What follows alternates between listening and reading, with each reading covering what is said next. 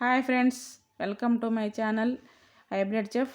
ఈరోజు ఎంతో టేస్టీగా ఉండే ఈవినింగ్ స్నాక్స్ ఇడ్లీ పిండితో బొండా చేసుకున్నామండి. దానికి కావాల్సిన పదార్థాలు: ఇడ్లీ పిండి, ఒక కప్పు ఆనియన్స్, కొత్తిమీర కొద్దిగా, కరివేపాకు 4 రెమ్మలు, గ్రీన్ చిల్లీ 3 టేబుల్ స్పూన్లు, మైదా పిండి, టేస్ట్కి తగ్గట్టు సాల్టు, తర్వాత ఇడ్లీ సోడా తీసుకున్నాను.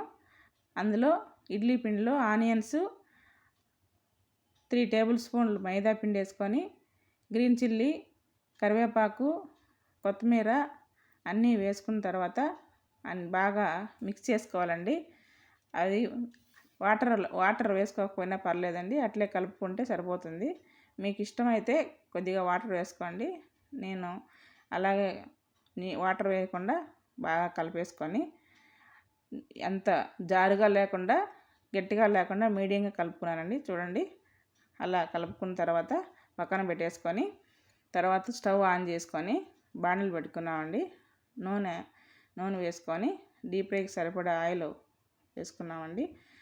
ఆయిల్ హీట్ ఎక్కేలోపు మనం దానికి కావాల్సిన కర్రీ చేసుకున్నామండి. టమోటాలు, ఉల్లిపాయలు, ఎండుమిర్చి వేసుకున్నాక, తర్వాత తెల్లగడ్డలు ఒక 4 పాయలు వేసుకొని రాక్ సాల్ట్ వేసుకుంటామండి.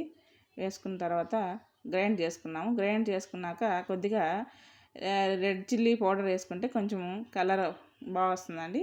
అంతే అండి, ఆయిల్ హీట్ ఎక్కిపోయింది. ఇంకా బోండా రెడీ చేసుకున్నాము.